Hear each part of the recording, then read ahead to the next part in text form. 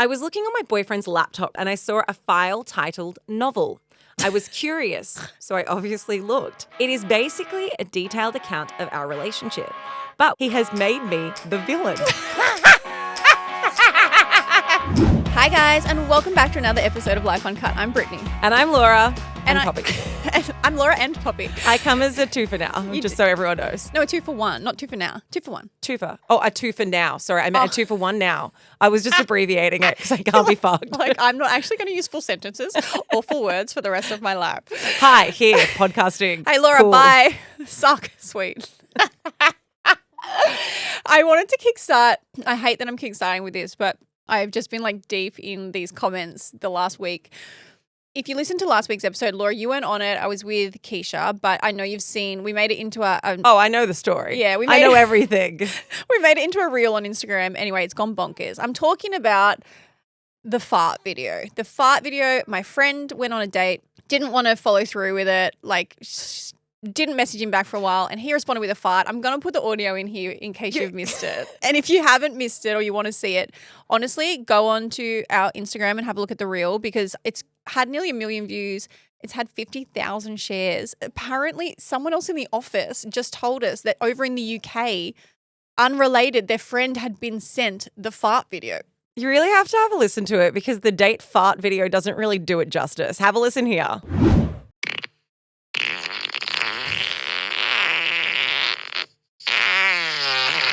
Fuck off. That's not real.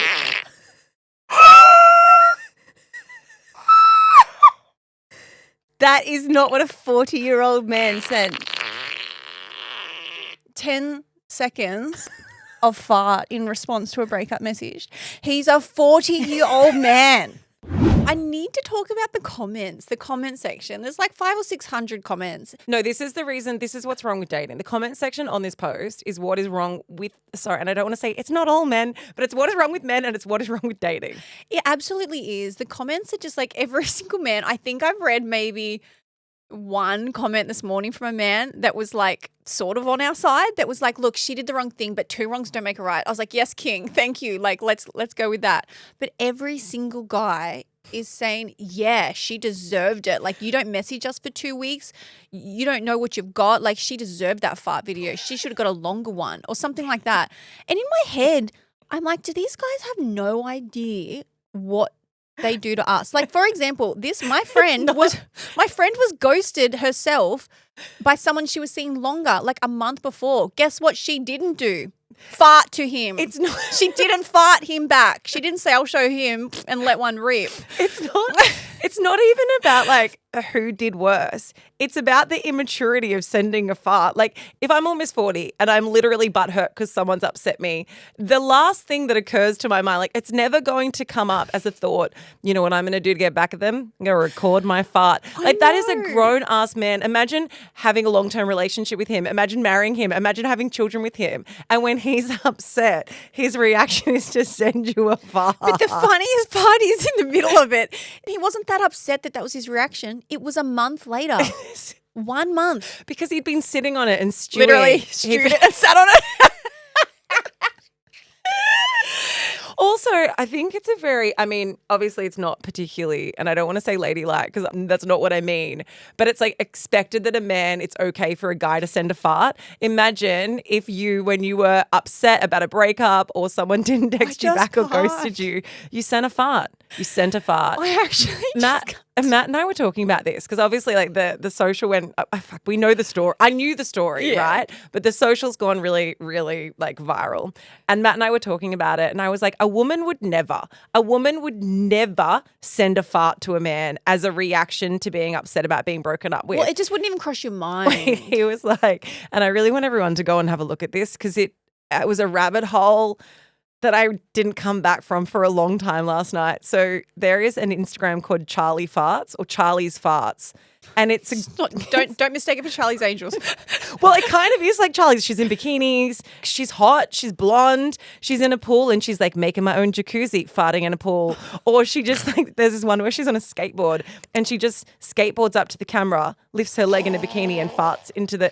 I don't know why I watched so many of them, but I watched all of them. And is she huge? Like, not, No, like she's following? Not really. She's got like 21,000 followers. That's pretty big but though. Her engagement is really high. And I was like, imagine having the self-confidence to set up an Instagram account. You're not even getting paid for this. This is an OnlyFans. Because who's sponsoring you? You are Diarrhea?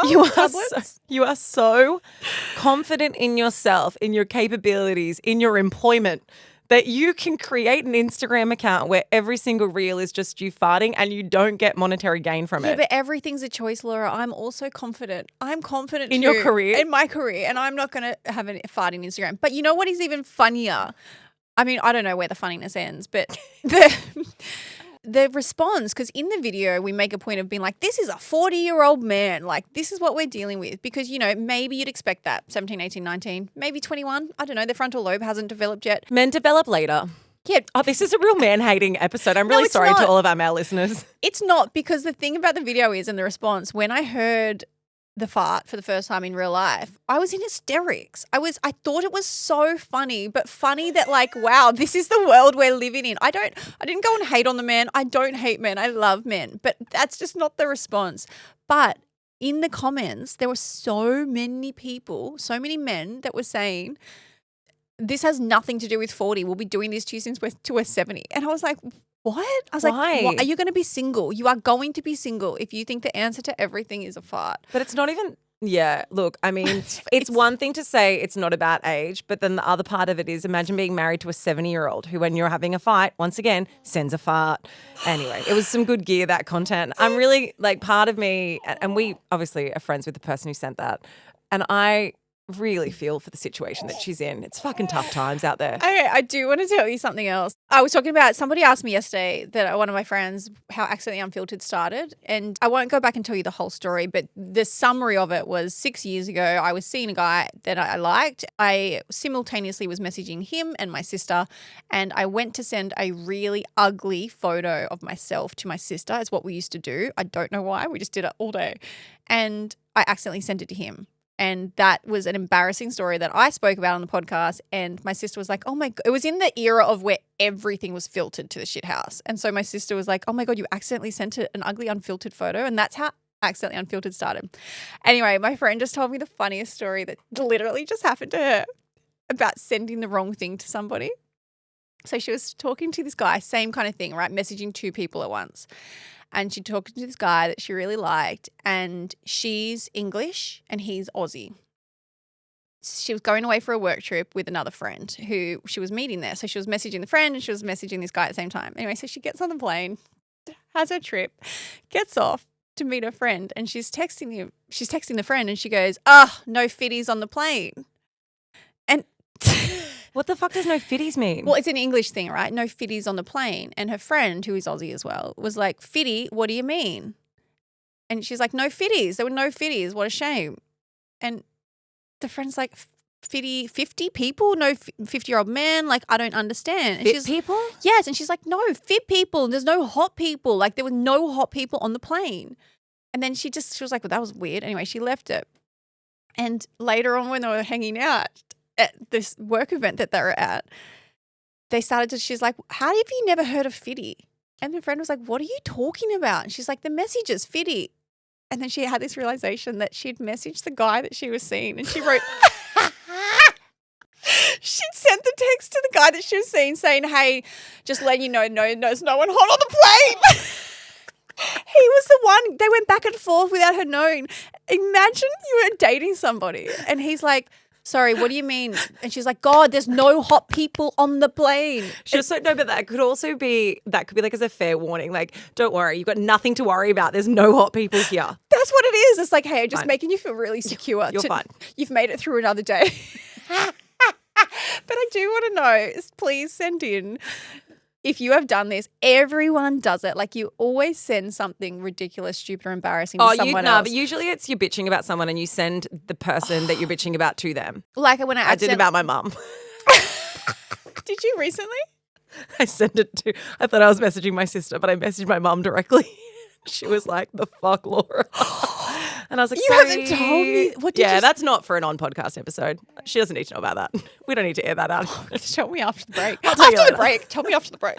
Okay, well, look, speaking of after the break, we are actually here to answer your Ask Uncut questions. But before we get into that, I just really wanted to read out something because I got a little parcel from a lifer who she didn't leave anything. She didn't leave her Instagram. She left no way of me getting in contact with her. Her name is Hayley. Just a good deed. Just sent a little parcel to work. And it's this, hold on, if you're watching this on YouTube, it's this little jumper, and I think she embroidered the P on it herself. So I would it's a assume that. She embroidered a little P for Poppy on this very cute little jumper, but it was the card that absolutely sent me into orbit. I'm very hormonal. I cry easily. Yes. And But that's standard. You're right in the hormone wave. I'm riding the hormones, and you know, we always say we feel so lucky to do this and to like have such an incredible community around us, to have you guys. You like, if you came to the live show, there was so many of you who'd written us sentimental letters, and it is just such a privilege that we get to do this and we get to connect in so many ways. But And this that you get letter, gifts sent to and you. that you guys make me gifts. My favorite. It's such a privilege to receive gifts and not have to send anything back because you didn't leave a return address. Thank you for the gifts. It says this. This is something that I would do for any friend who had a baby. Even though we have never met, you ladies have been my friends on both my best and my worst days. Your voices, and I'm going to cry. Your voices have never failed to bring a smile to my face. So thank you for everything that you do, and congratulations on gorgeous Poppy. Love, Hayley. Is that not the cutest thing ever? Look at my goosebumps. Look at my arms. Guys, we fucking love you. Thank you. Did she put anything in there for me? No, you didn't get nothing. I'm joking. You don't get nothing. That is actually so sweet. And the fact that Hayley, we love you. There is no Instagram return address way to contact her. Like that. Usually there's like a brand Instagram tagged and they're like, if you want to share Swipe this up. on socials, Laura20. I've created you a discount code. No, we're joking. That is really very, very thoughtful. I know. I sent you an embroidered jumper I made too. Did you not get that? I must have got lost. That's really cool. I couldn't tell if it was a P or a penis. I wasn't sure what you embroidered on it. Yeah, I Your embroidered a skills are not cock. that- I embroidered a cock and sent it to Poppy. This is it. This is how you were created. All right, let's get into vibes and unsubscribes. Okay, my vibe this week is on Stan. It is an Australian show. It is called Watching You. So I don't know if you've seen it pop up. I don't know if you're a Staner, Laws. A big I Stan. love Stan, yes. It's really good. Matt's a Stan ambassador. This one is amazing. It's Aisha D. If you don't know who Aisha D is, she is an Australian actress. She was in The Bold Type. Remember? I think I actually vibed The Bold Type like 3 years ago. She's a really good actress. Anyway, it's like a thriller, I guess you would say, but it doesn't start that way. When you watch it, you don't realize how much it's going to escalate. But I found it really, really good. It's not a really long series, very easy to watch. I was hooked from the beginning, very brilliantly filmed for an Australian TV show. And interestingly, this has nothing to do with it, but in the very last episode, a scene started and I realized I could start reciting the lines. I'd auditioned for the role and I didn't even know. I could say the whole scene and I was like, this is my audition scene. But but I didn't get it. Oh, this girl was so much better. It would have got canned if I was in it, if I was this role. But yeah, because when you audition for stuff, you often don't know what you're auditioning for, or like they'll just give you the scene and they change names or whatever. So it wasn't until the very end that I realized, and she was so much better than me. Anyway, that's my story. But that's my vibe. It's just about these cameras that have been found by a couple in a rental. And so like hidden cameras, like an event and stuff like that. And they've recorded them doing things and they end up using it. Things that could really happen, I guess, ends up using it against them to like try and ruin their lives. And it turns into this whole big thing that I didn't even see it going the direction it went. I just really loved it. And I love supporting Australian television, specifically because I'm trying to make it. So if I do make a TV show here, you guys can support me. You heard it here first, Dan. And the budget won't be big, but we'll do it. Okay, well, look, I have a recommendation for anyone who's about to have a baby. This is something I didn't know existed. I don't think it existed when I had Marley and Lola, and it is a fucking game changer. I bet you it did exist. I don't know. So, like, you know when you have a newborn baby and then they're in their capsule car seat in the back, you can't see them. You have that dicky little mirror that you hang over the back chair so that you can kind of – but it's so dangerous. So you have this dicky mirror. And then every time you want to check if the baby's breathing, you got to turn around. So you're not watching the road, you're looking at a mirror because you can't actually look at it's just too many mirrors. You can't see the baby properly. It's useless. It is a useless mirror. I don't know why they exist. They really have never helped anyone, but they give you a small, tiny little bit of like, I guess, comfort that your baby is fine in the backseat. So we put out a Instagram post. No, Matt put out a story and he was like, guys, we've got to get a mirror. What's one that actually, is like decent enough size that you can see and is safe enough for the car, blah, blah, blah. And so many people wrote back that now it's not about mirrors. It's about monitors. So you can get a car install monitor. They're not expensive. They're like $54. The one we have is DoHonest baby car camera. It clips onto the back car seat and then you plug the monitor into your cigarette lighter outlet in your car and it's completely all plugged up. It generates off the car. And when you're driving, it's like the whole monitor's there. The baby, you can see everything. It's black and white. If you're driving at nighttime, if you're driving in the daytime, it's full color. So if your child is purple screaming in the car, you can see everything. You can feel that trauma. You can see every vein pulsating on their forehead in real time. I'm going to say that that existed for sure. No, I don't think we went to the moon like 80 years ago. So But did we? But did we go to the moon? No, the thing is, they would have been really expensive. And at the time, they wouldn't have, this is such a good piece of equipment. That's a good idea. And even Ness, I was talking to her, and Ness is our video editor. She's got 2 babies, and her youngest, Harlow, is still a baby. And I was like, did you know about these monitors? And she was like, no, not until I got into your car. Why haven't you vibed? I bet you haven't even used it. I bought Laura the rocker! Yes. No, I used it recently. It's amazing. So there's this thing. I knew it would take you a while to use. Yeah. Because you'd be like, I can go in the corner. Anything that requires setup, and Matt hasn't done for me, it doesn't actually get used. Yeah. So Britt bought me this contraption that you click onto the pram and it automatically rocks the pram so you can abandon your child. It's so good. It shakes them to sleep. Not shakes them to sleep, I shouldn't say that. But so I wanted to get you something that was actually going to be practical. Yeah. And you would use. And I asked Sherry and she was like, oh, this has been amazing. And I've seen them use it. They also take it. It just hooks off your pram. It's literally called a rocker, I think. We can link that as well. We'll double vibe. Fuck it. I should save this for next week. I know. I was like, why are you blowing your load? Blew it. Fuck. I've got nothing else to vibe now. Shit. Tony May, # Brittany 20. But you can actually take it off and put it on, for example, a cot or something like that. If your baby likes, because snooze and stuff, Why can't you just clip it onto the baby's leg? You probably could. Might cut off their blood circulation. It's probably a bit It just rocks the baby. Just clip it onto its nappy. Yeah, but it's really good. So you put it on your pram even as you're walking. It's not for when you stop. So even when you're walking, and it just gives it that little vibration and it lulls the baby into a false sense of security and puts them to sleep. We make a lot of jokes, but guys, my entire life is just revolved around baby stuff. And I am a big believer that you don't need a lot of things when you have a baby. Like, you don't need a lot of gadgets. This is coming from someone that didn't have a bed and her baby slept in the hallway. Yeah, and you look at her. Lola is thriving, I think. I haven't seen her in 3 days. No comment. I don't know where she is. All right, let's get into the questions. Okay, question number 1. I'm not in his hypothetical future. I loved this question. We haven't had this before. I feel many things. Okay. One of them is tired. One's hormones. Hey guys, I just want your opinion on whether I'm reading too much into this. I've been with my boyfriend for 10 months now. We met on Hinge. We're in our early 30s. He is 2 years younger than me, but we are both committed and in a serious relationship. I've noticed that whenever he talks about future hypotheticals, he doesn't include me in them and often references a hypothetical woman in his future. Sorry, this is so funny. For example, we were talking about my friend's upcoming wedding and he says, I think I would enjoy planning my wedding. I like being able to decide things. Now, I would have thought he would say something like, I would like to plan our wedding, and use an inclusive term, since it would sound a lot sweeter. Another example, we were talking about whether we wanted children, and he says, I like the idea of kids, but hypothetically, if I find out my future wife is unable to have kids, then I wouldn't be upset by it, as I would choose her over my desire for kids. But also nice. That's a nice comment. It's just a shame it's not about you. Yeah, but it's about his future hypothetical wife. Now, meanwhile, I'm thinking, okay, cool. So I'm not your future wife.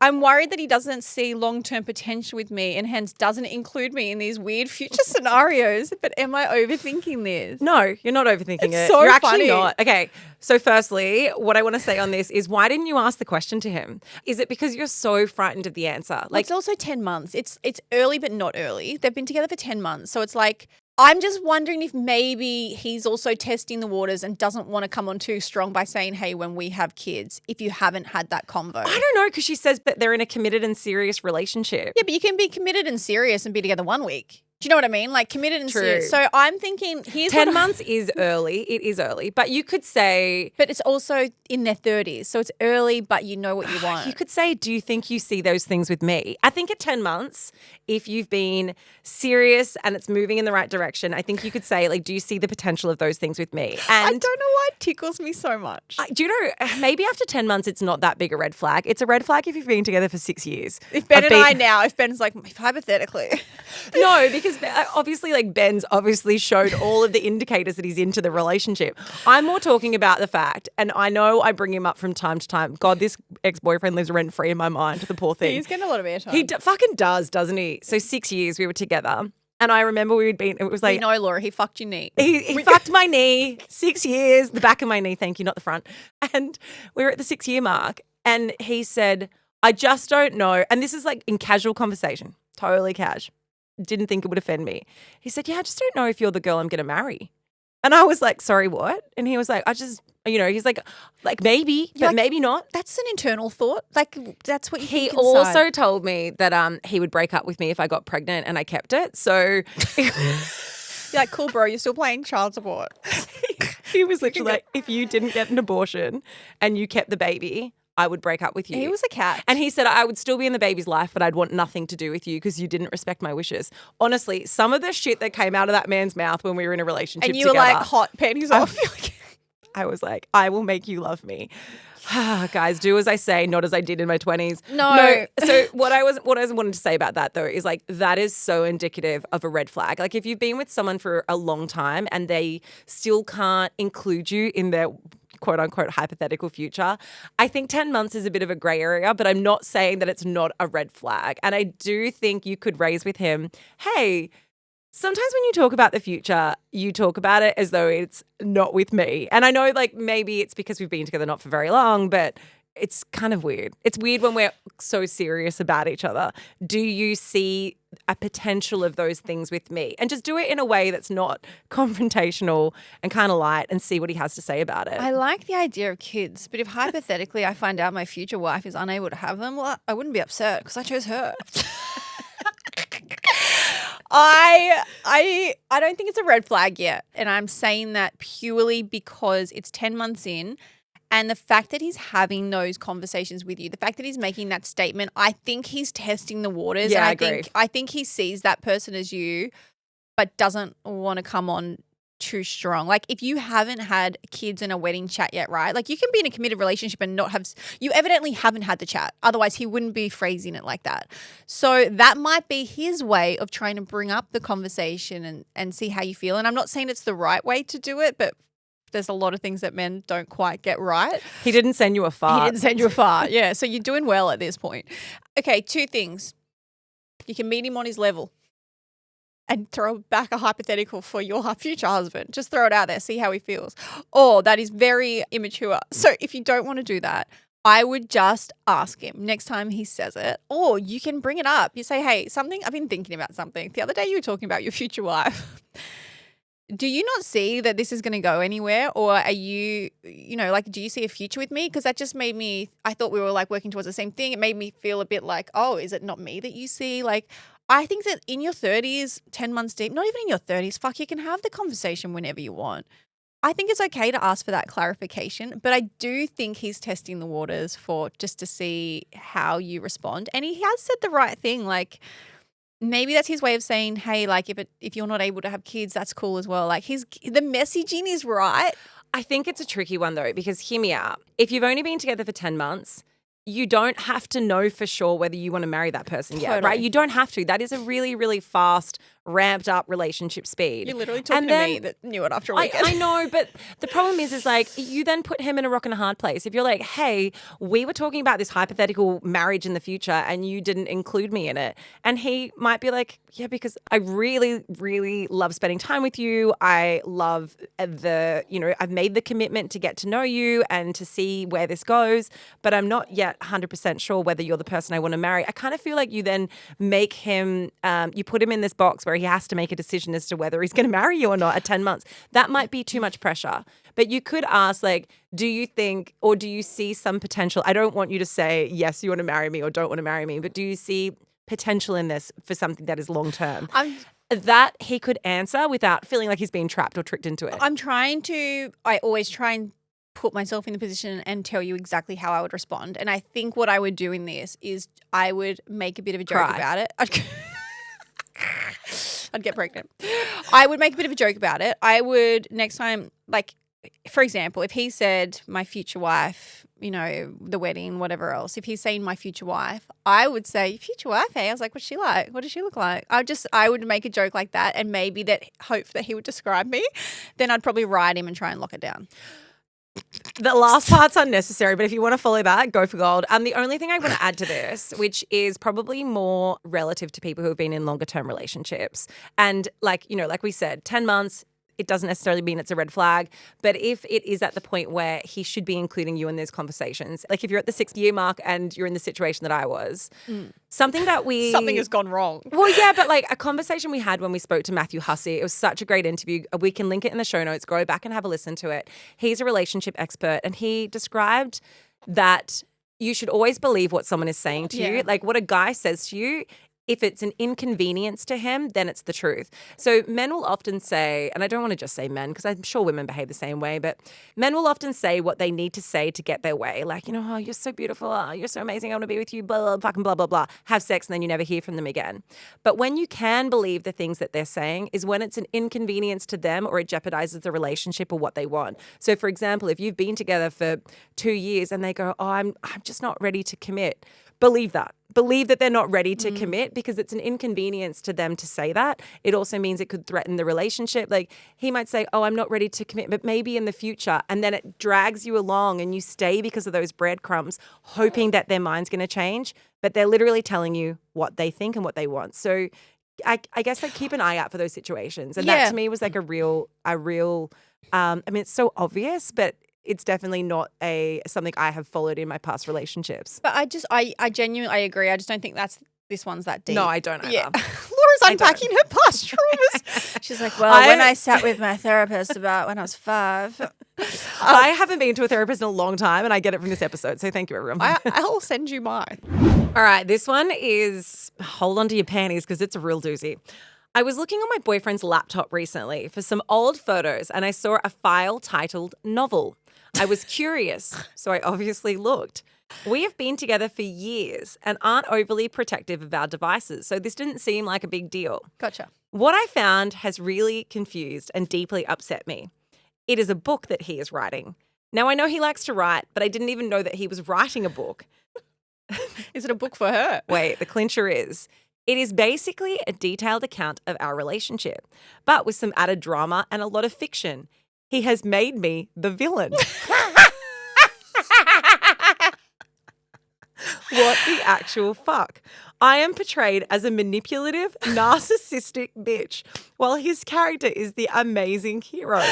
I feel weird and betrayed. Do I have a right to say something, to be angry, or is this just a creative outlet and creative freedom? Does it mean anything? Help. How do we know if this is fiction or not? Maybe you are a crazy, manipulative, nasty person. No, I'm joking. But I don't know. No, I doubt it. This is so funny to me. This is really funny. When you were saying he was writing a novel, I thought it was going to skew 50 Shades of Grey because I'd be down for that. Like if I found out my partner was writing like bullshit fuck off sexy book about me and him, I'd be like, that's hot. But No, not when- to find out that he's the hero and you're like this horrible person. When you said he was writing a book and you didn't know about it, I thought that when I first started reading this question, I thought it was going to be that you were upset he hadn't discussed something. So like that he had this like ambition, this dream, and you'd been left behind and he hadn't told you about this really cool project that he's working on. You felt like a bit disconnected. But this was just like a layer that I wasn't expecting. I have multiple feelings.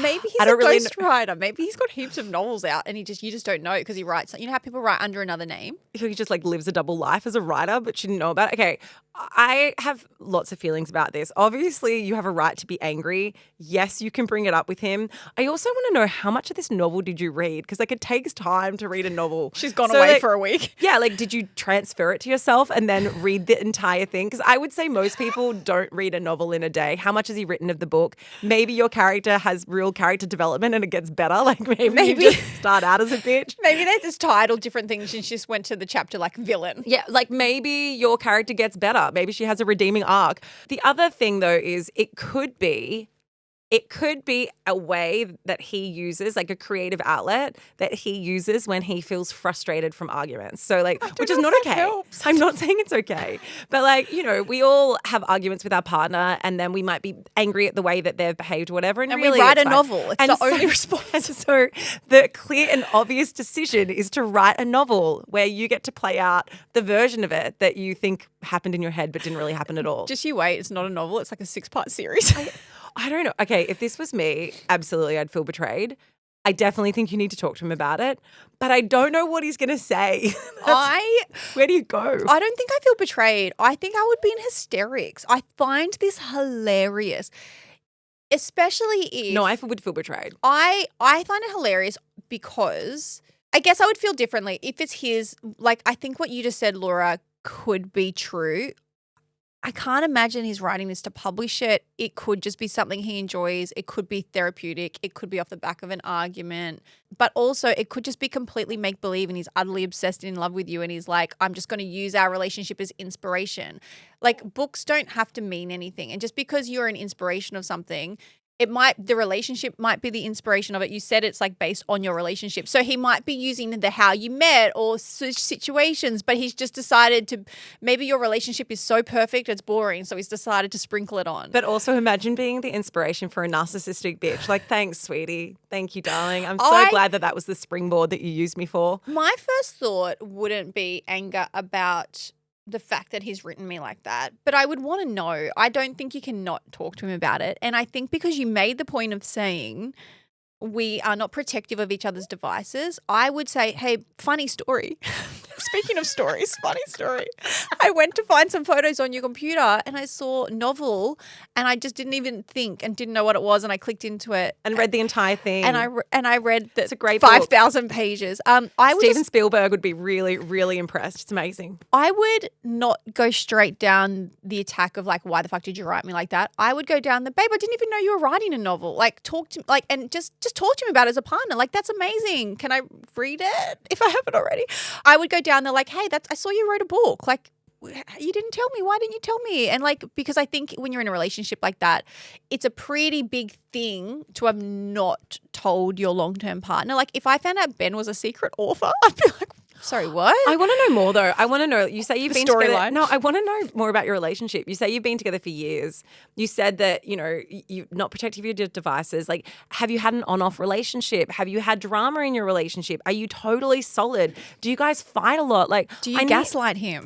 Are you a bitch? I don't know. I need to know more about the type of relationship you're in to really understand like where this is coming from. But if you were to tell me that your relationship is amazing, you rarely fight, you're super supportive of each other, like you're really supportive of his ambitions, of his hobbies, and then he's written your character to be a crazy, horrible person, there would be a part of me that would be feeling really, really sad about it. I do understand what you're saying, Britt, that like sometimes things are just like a springboard for like situations, places, not for the actual character. Like the essence of the character is being made up. But as an author myself, I mean, a published author. Yeah, published author. Bestseller. But nothing in my book was real. No, I think you can have a conversation. You have to have a conversation with him about it. You can't pretend like you haven't read that. But don't make it an attacking big deal. Yeah, and the reason why you can't pretend like you haven't read it is because you are drawing conclusions. Often we make conclusions without knowing. Like if you don't know the reasons, if you don't know the explanation, you will come up with a reason and you will come up with an explanation. And normally it's a lot worse than what the actual truth is behind it. So have an honest conversation with him. He will probably give you some sort of explanation that will feel way more valid and reasonable. And if he doesn't, then I think right back with the aftermath so we know what the fuck is going on. Here's what I think you need to do. You've sat down. These are the questions I think you need to tick off. You need to say, babe, crazy. Didn't know you were writing a book. Talk to me about that. How long have you been writing it? Has it already been picked up by a publisher? Like, is this something that's actually going to be published? Is anyone going to see this? Can I read it? If he says no, say spoiler, already read it. And then ask the why he's written you like that. Just say, is there any truth to it? Do you see me? I think these are all normal conversations. But what you can also say is, as a couple in a relationship, you can say, can you give me an epic character development? Like, I'm happy to be like that at the start, but let's explain why and let me come good at the end. You can't ask him to change his novel. Yes, you can't you ask to can. be a specific character in his book. No, you don't ask, you tell. No, I don't reckon. I mean, you can ask that, but I don't think that that's going to happen. If it's going to he be has a plot line and plan, all right? If it's going to be published, you can ask. If it's just for his creative outlet, then I think let him do what he wants. But maybe I don't know. Maybe you can ask to write some sexy scenes in there. Maybe you guys can role play it. Maybe it can bring you closer. But 100%, it would be a harder conversation if you said he would kill me for going through his computer. But it sounds like you guys are very open and trusting. So there's a reason he hasn't told you about the book. You need to find out why. But I would just say it's not like you clicked into a folder that said private, don't open. Yeah, it didn't say diary. It says novel. It says novel. So who knows what it was? You might have just thought it was a novel that he was reading, not that you weren't expecting to open a book from him. About you. About you. Yeah. So I don't know. It's so funny to me. I do want to say one thing. I agree with everything you said, Britt, but I want to say one thing, and that is we haven't acknowledged, like truly sat on it and acknowledged just how fucking weird it is. And you're okay in knowing that this is weird. Yes, it is weird. I think it's weird to ask because we're not writers, but if he's a closet writer, right? Like he might not feel comfortable saying that's what he's doing. I agree, but I do think that it's weird to use your loving partner as the benchmark for a horrible person. I think it's a bit of an unusual take. Especially I'm down for it. I want to read it. Can you send it to us as well? All right, next question. This one I think is relevant to a lot of people. And I'm interested to hear your take, Laura. Okay, this is a rather small and petty ask unquote. Ask unquote. Ask uncumquat. This is a really small kumquat. This is a small and petty ask uncut, but I want your input because my partner and I cannot agree. We are in a family Christmas draw. Now, Kris Kringles are normal, right? Like you. Sorry. What do you think, Poppy? Christmas draws, like these Kris Kringles are really normal. You go pick a name out and you get a price and you buy a present, right? So this is all with their extended family. The budget is $100. Now, I always try and spend as close to the $100 as possible, a few dollars over or a few dollars under, depending on what you find. But like she tries to hit the budget. I think everyone should be. If you're not hitting the budget, then you're pocketing the change. I think that's theft. My question is, if you purchase something on sale, so for example, it's Black Friday, do you pocket the savings or do you then buy something else to make up the difference? I think if I bought the person something that is originally $100 but is on sale for $80, that I would then go and buy something else for $20 to go with it. So even though the value of the present would have been $120, she still only spent $100. Nah, you pocket the 20. I have two feelings about the partner thinks that you pocket the 20, but she wants us to put this to bed. No, you pocket the 20. If you need to buy something in Kris Kringle, what is it? It's Kris Kringle. I got it wrong in both ways. Yeah, it's nothing that you said was right. Okay. Is it Windle Crickle? Is it Crickle? Ask Uncumquat. So if you... Can we start calling them Ask Kumquat? I think people will just be confused and we'll sound as deranged as we are. Look, I think if you have a benchmark for the price, if it's $100 and you get something in a Black Friday sale, discount, bargains coming soon, then I think that you just pocket the 20. No, Laura, think of people that would be shopping on your website. They're going to get a discount. Black Friday's coming, everyone. You're going to want them to spend the extra $20. No. Hear me out. So I think if you know that thing's normally $100, you buy it for $80, whatever. I don't think you need to do a top up of $20. But what I would be doing is I would be looking at the sales to try and get something for $100 that's usually $150 or $140. Like, I think that's a better use of a sale rather than being like, well, that thing's normally $100, but I got it for $60. I think I would be trying to get something, still spend $100, but get a better present for that price. Surely that's like the kind of more generous thing to do. Maybe this is controversial. I don't know. I say that you spend the $100. You spend whatever your price is. Cost of living, guys. If you get, but you should have agreed on it. Of course, cost of living, right? If you can't afford it, fake it till you make it. But I would, and I have done this in the past, if you can get something on sale, it's still about all of you spending an equal amount of money. So it's not about just like the value of the gift. They're never going to know. But they might. What if you leave the sales sticker on? I've done that before. Remember, I left my name on it. That's a whole nother story. I just think spend the money, but if things are really tight for you, then get the value of the present right, pocket the $20. But for me, I'm always spending as close to. In fact, I usually spend over because I usually, for some reason, I feel bad and I'm like, oh, I need to get them more. I don't know why. It's Chris Kringle, right? No, Chris Kringle. Fuck. Kumquat.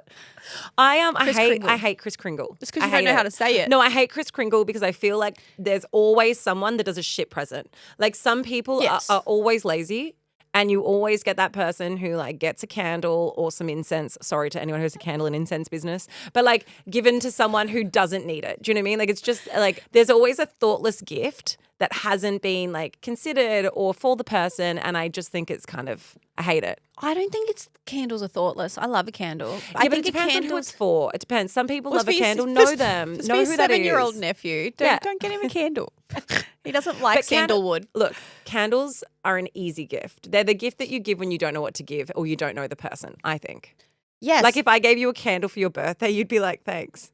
I'd love it. Have you seen how many candles are in my house? Exactly. That's why you'd be like, thanks. Because you have like a cupboard full of free candles that you've been given. She's like, they're not free. I buy them.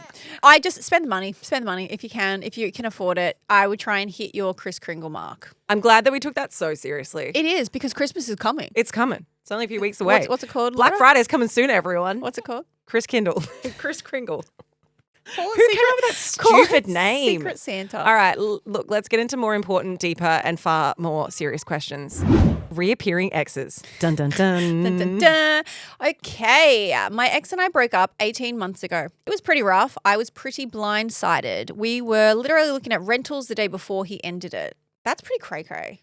You can't be like moving in one day and then be like, see ya. Yeah, but that's obviously he went to the rental and had a really overwhelming feeling of like, I can't be in this relationship. So. Oh, poor man, poor guy. He's like, this is too much for me. It's too much for Poppy. It's too much for everyone. We had no contact for over a year. Both dated other people, and I genuinely thought we would never speak or see each other again. Then about 6 weeks ago, so this is a year later, 6 weeks ago he reappeared. The classic Instagram follow request. And since then, we've been chatting here and there. Then we slept together 3 times. Well, that escalated.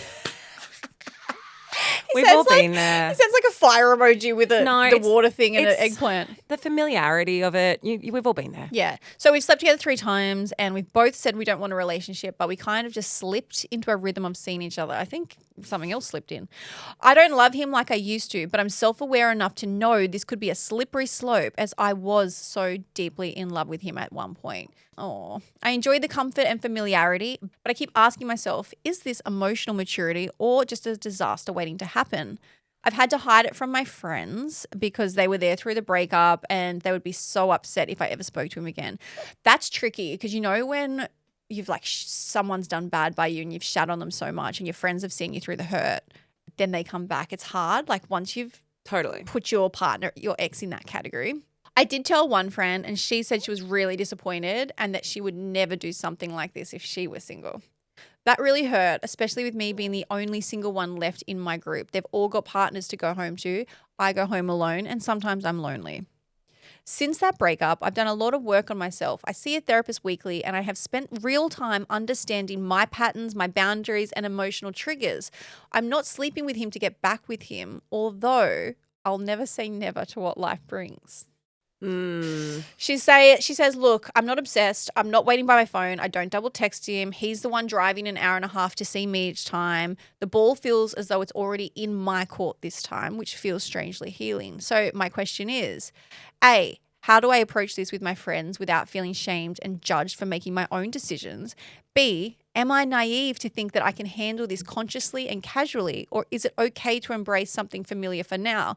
I am still dating and meeting other people, but I do worry that by spending all this time with my ex, I might subconsciously put less effort into finding someone new and slip back into it. You will put less effort into finding someone new. Hundy. You will. Hundy. There's lots of ways that we can approach this. And I think many people have done this, where you go back to what's familiar, no matter how much they hurt you, no matter how betrayed you felt at the time. And it's familiar. It's so comforting. Even if you don't have the intensity of the love anymore because they've hurt you so much and the relationship's so damaged, there is still something about feeling wanted and not having to go through the fucking rigmarole that you have to when you're dating someone new of like, oh, so like, what do you like? And where did you come from? And how many siblings do you have? And all that sort of shit. I get it. I think it's a really big red flag when you have to lie to your friends, though. And I think if your friends are the ones that are saying, hey, here is the mirror, this isn't great for you, I do think that you should listen to those feelings and you should give that some airtime because they know you the best. They know everything that you went through. We only know a couple of paragraphs. It sounds like it was truly fucking horrible and they picked you up off the floor. I wonder whether it's worth putting yourself into a situation where you say, I think I have it this time. I've done all the work, but is it a slippery slope? To me, I think you're answering your own questions. I think it's a slippery slope. And even if it's not a slippery slope in terms of like you getting to a place where you're like, oh my God, I'm so in love with him. Fuck, you broke my heart again, all that sort of stuff. I just think it feels like a step backwards at the moment, using him for sex. I think you can get that elsewhere. I don't think you need to get that comfort and that sex and that familiarity from an ex-boyfriend. I think that you can fill your cup other ways. I feel two ways. One, going back to an ex, no matter what the situation is it slippery? Yes. It is like in the summertime when you're a kid and you put a tarp down outside, you put the hose on it and you put the dishwashing liquid on it. That's how slippery it is. Like once you start running, you're in it. A slip and slide, you one are might slip say. and sliding down. Yeah. But that's usually a good time. Exactly. That's a shame. This is my point. And you know what you do then? You extend the tarp and it keeps sliding. Or you come off and you end up on the grass and going through the gravel. With grass burns. Yeah, there you go. Yes. What a great analogy that people are confused by. Thank you. And that's the end of my question. That's it for us. So I think there's two things here, right? I don't think there is anything wrong with going back to an ex if it's right. Plenty of people do it. Plenty of people break up because they're working things out and they go back together and have a really long life. Like that, to me, it's not a red flag to be like, never go back to an ex. But it depends on the way they treated you, why you broke up, what they're doing now to get you back. Like all of these things come into play. Will you stop putting effort in outside of that? Absolutely. Even if you think you're not, you will, because you just said like, hey, he's filling my cup a bit. I do go home and I'm lonely sometimes. Well, all of a sudden you're not lonely anymore and you don't need to put as much effort in. I think that is 100% guaranteed that you're going to do that. Even if you said you're still texting people and dating, that's great. But you've got a safety net now. You've got something that's comfortable, familiar, and something to fall back to. Again, if you guys want to work that out, there is nothing wrong with it. But I would be setting those boundaries now. I would be saying, hey, why are you here? Like, why have you come back into my life? Why are you driving an hour and a half to see me? Like, because I don't want to say this and hurt your feelings, right? But if you don't have that conversation, it's nice. This is going to sound really rude. There is a good chance you're an easy fuck. And I'm not saying you're easy, but for him, he's gone back to something he knows. He was also lonely, yeah. He could also be lonely and I'm not saying he's using you because you guys loved each other. It's not that he's using you and doesn't respect you, but if he doesn't want a relationship, you are just something that is easy for him to go and hang out with. It's not a pressure. You're not going back to the start of when you're dating someone. It's like you've just fallen back into something. I think that's dangerous for you to go back to if he doesn't want a future. So so I'd be having that convo. As for your friends, you don't need to tell them every single thing. If you think you're going to get shamed by them or it's going to make it harder, I'd be working it out in your own head first before you go to them. But if there is one that you can talk to about it, I would say that. And if they come to you and say, I wouldn't do that, be like, cool, that's not helping. Like, I just need you to listen and be there for me as a friend. I think that that's a really tricky one though, in terms of like with your friends, because our friends do, I mean, they want the best for us, right? Like they really do. And if you're in a situation now where you're having to lie to them because you're so afraid of the judgment and you're afraid of their opinions around your relationship, I think that that's a pretty precarious place to be. And I would want to have a conversation with him, exactly like you said, Britt. Like, why are you here? Why are we doing this? Because if it is just sex, how are you going to feel if you find out or he tells you that he's dating and has sex with someone else? Because it's all fine now where everything is like, you're like, I'm still dating, I'm still doing things, but have you had the conversation about him? Is he still dating? Also, it's worse laws than that. One up on that is like, how are you going to feel if you said you're dating other people? He probably is too. But how are you going to feel when he says, hey, I can't see you anymore because I'm in a relationship? Yeah. Like you were just the filler until he found what he was looking for. So I really think you need to get clear and like, is it a fact that you actually want to be back together? If you're like, no, I do not want to be with him, absolutely don't. I have no feelings, romantic feelings for him anymore. And you can be that clear with yourself. Then I would say, okay, it's not so much a slippery slope. Sometimes it's easy just to have that person and you both are in agreement. So I'm not going to say it's always a negative and a bad thing. But if you're like, asking the question if it's a slippery slope, if you're saying, oh, never say never, I think you would be deeply hurt if you found out that he was simultaneously having sex with someone else. I think it would affect you more than you think it would.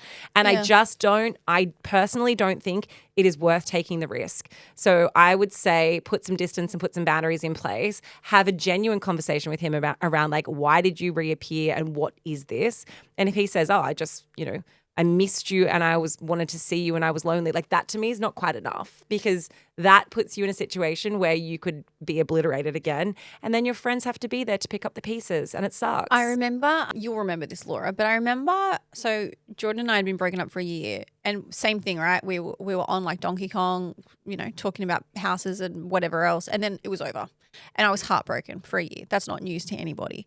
And after pretty much a year, he had popped back into my life exactly like this and wanted to meet up again.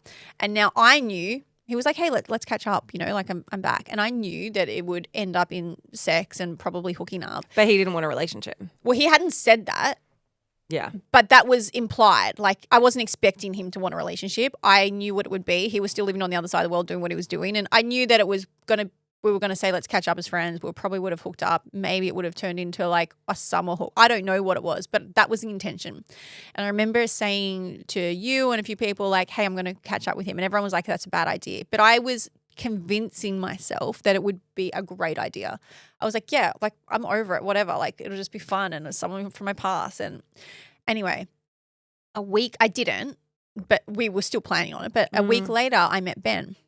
And I can guarantee you if I had have gone back to Jordan a week or two earlier, I wouldn't have had any interest in Ben, even though I was still looking for someone. And it's not because it's Ben, but I guess my point of what I'm saying is you 100% will close off other opportunities if you go back and revisit, whether you say it or not. Yeah. Like you just do. Because if Ben had popped up in my life, I would have been like, oh, I'm busy anyway with like I'm putting my focus over here for now. And I would have missed that opportunity and I would have missed the love of my actual life by revisiting something that I probably shouldn't have. And now I'm not saying you shouldn't revisit it, but I just want to double down. You said it in your question.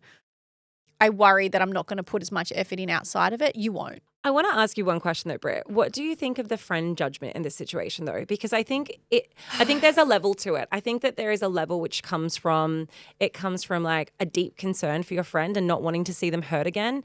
But then I also think that as a friend, like I'm talking about her, her friends, you do have to have there is a place where it's like, well, it's not my life. If you want to do this, of course I love you. Yeah. I think it's a terrible idea, but it is not my life. And I don't think that you can guilt your friends into not seeing their ex-boyfriends. I don't think that you can shame them for it. I think that there has to be some level of like understanding as to why these feelings are super complex. Yeah, it's really hard because I have friends that when I have these conversations with, I'm far more harsh with, but that's because they've been in a cycle for 10 years. Yeah. Like it's the same thing. I'm frustrated with them because I'm like, you just don't realize how much you're stopping yourself from having happiness and you deserve happiness. Like those friends, I'm a bit more like, this has to end. Like I can't be okay with you doing this again because I've seen what it's done to you. And it's not me frustrated at them, but I'm harsher in my delivery because I'm like, you deserve the world and you need to get outside of this box so you can see it. Yeah, I agree. But with something like this, like, so I think you have to really know your friends in the situation. With something like this, your friends, and if you're a friend in this situation, you definitely need to put your friend first. They're going through something huge. They've been broken up for a year. It was the love of their life. It's not clean cut. It's not a matter of like, you're a loser for going back there. Like that's on you, especially if this friend is the only single one in her group. Yeah. Is going home alone every night. Like, I've been there. It's lonely. Sometimes I guys, remember the headline? Brittany goes and pays for massages so she can be touched. Sometimes you feel lonely and you want some affection and you'll get it any way you can get it. Yeah. And I mean, on the flip side to that, in my experiences, like I've lost friends because I went back to an ex because my friends were like, you know, I can't believe you're doing that. He's so bad for you. And you also villainize your part, like when you go through a breakup and someone treats you really badly, you villainize them to your friends because, you know, you need your friends to hate them as much as you hate them. And so like it's this awful cycle that gets created. I don't know. I think that in this situation there needs to be a little bit more grace, but I absolutely, and I just want to say, I know that you think that you have all these boundaries in place and you're going to be fine.